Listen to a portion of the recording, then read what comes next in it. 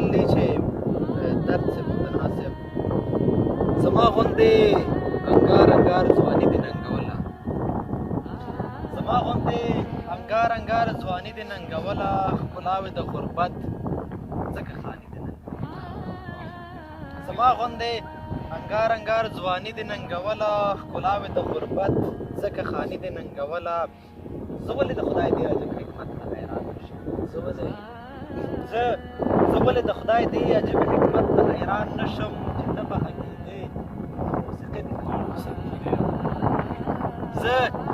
مثال صاحب زه ولې د خدای دې عجب حکمت ته حیران نشم چې ته به حقیقي موسیقي دې ننګوله ستا یو داو د سترګک ته تمامي محفل درمات شو ستا یو داو د سترګک ته تمامي محفل درمات شو ته څه بلا مخلوق وې جواري دې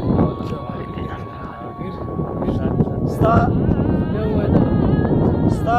یو داو د سترګک ته تمامي محفل درمات شو ته څه بلا مخلوق وې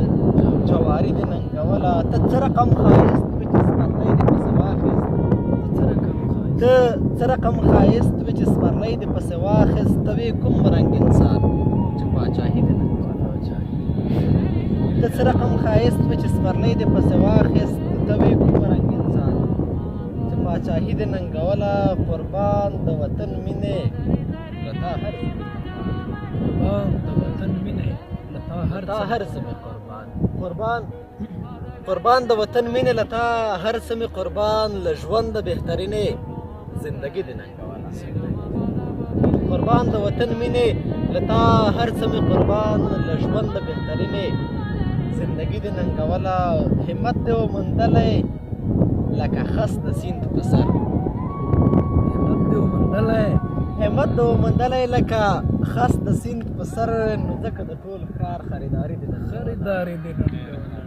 همت دې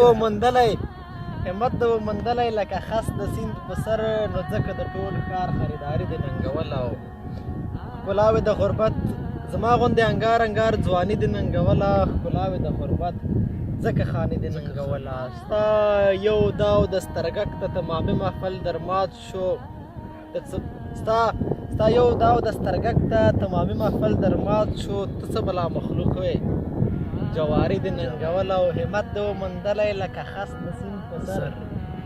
همت دې وموندلی لکه خس د سیند په سر نو ځکه د ټول ښار خریداري دې ننګوله